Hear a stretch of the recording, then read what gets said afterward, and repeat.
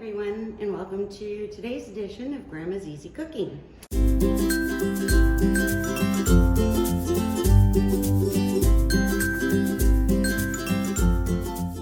the other day we did a quiche and it was ham and cheese. So I have my second pie crust to use, my second 1/2 of cottage cheese cup, a cup of 1/2 and 1/2, 6 eggs, some onions, salt and pepper. This time we're going to be adding some bacon bits, some jalapeños. This is our secret ingredient, makes things really easy, potatoes O'Brien. And I have some Mexican style cheese. And just in case I don't have enough of that, I have some sharp cheddar. It really doesn't matter. You can use any cheese that you want, the more the merrier. The other day, we did not cook our pie crust, and that's fine. It came out really good. But today, we are just going to try cooking our pie crust for 5 minutes. So I've used my avocado oil to spray down my pie pan. Just lay it in here, smush it all around. I really won't have any extra, so I don't have to worry about how I'm going to decorate it, which is really nice. I'm going to take my cup here, cup measure, and I'm gonna use it to just kind of smash it down a little bit. Doesn't have to be perfect. You don't have to do it a lot. I just want to make sure it's up against the edges. Already preheated my oven to 400. We are going to cook this one at 400 this time. I usually do that because I have a little more stuff in it, so it's a little more hearty. So you see our pie crust in here. Whenever I use something without handles, I stick it on a cookie sheet. We are going to place it in the oven. You could do anywhere from 5 to 10 minutes. I am just going to put it in there for 5 minutes. So I'm going to set my timer. And while it's going, we are going to move to the eggs. So we need 6 eggs. So 6 eggs is what we have in here. We have our cottage cheese left over from the other day. We are going to use 1 cup. So we're going to dump that in with our eggs. We are going to add 1 cup of cheese. We are going to need 1 cup of buttermilk. We want to add some onions. Normally I put about 1/4 of a cup in there. I'm just gonna eyeball it today.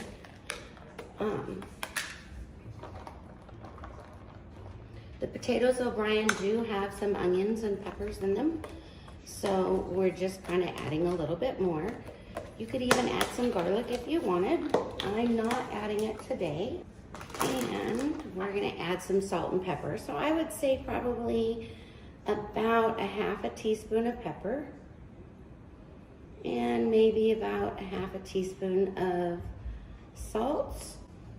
You can just kind of eyeball it, or you could measure out 1/2 teaspoon of each. We have about 1 minute left on our pie crust. So you see, in just under 5 minutes, we have all the ingredients pretty much mixed together. Next, we're going to be adding the bacon bits, the potatoes O'Brien, and then some jalapeños. I would probably add about 2 cups of the potatoes O'Brien. So I'm just going to sprinkle it in here and let it cover the bottom. And these are frozen, by the way. All right, so I'm going to just spread those out so they're evenly in here. I'm going to take my bacon bits. And this is totally up to you. You don't even have to add them. If I had some fresh bacon, I would have just added it. But I'm just gonna sprinkle some of this in here. If any big chunks come out, I will definitely break it up. Now, for our jalapeños, I have already cut up probably about 10 to 15 of them. So I am just gonna sprinkle those across the top. Keeping in mind, this already has some peppers in it. I just like that extra kick. So depending on how much extra kick, and I did mild, you could actually do hotter ones. Okay, so I still have 3 left here on top. that I'm gonna kind of use as a decoration.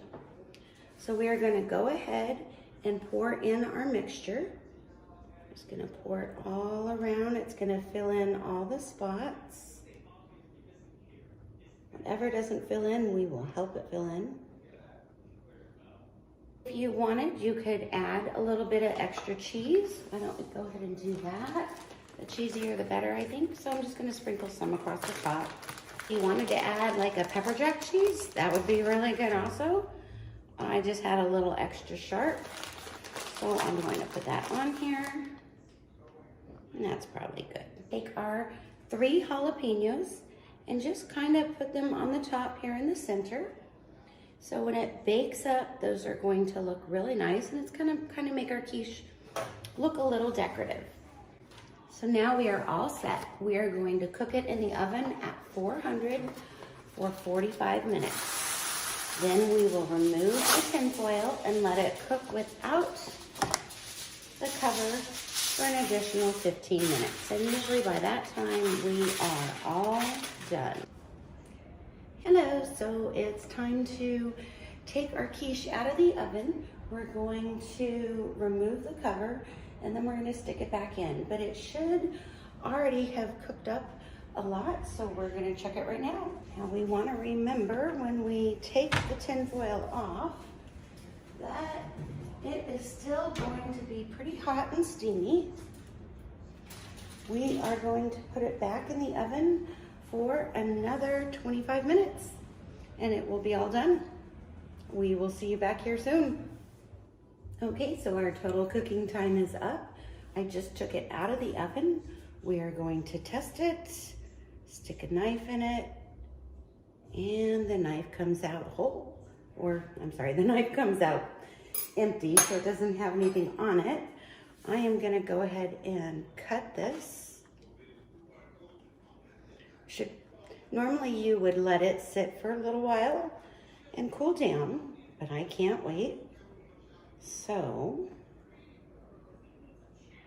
I probably regret it. It may fall apart. By letting it sit, it does get to stiffen up its consistency a little bit. I should be using pot holders as I do not want to burn my hands.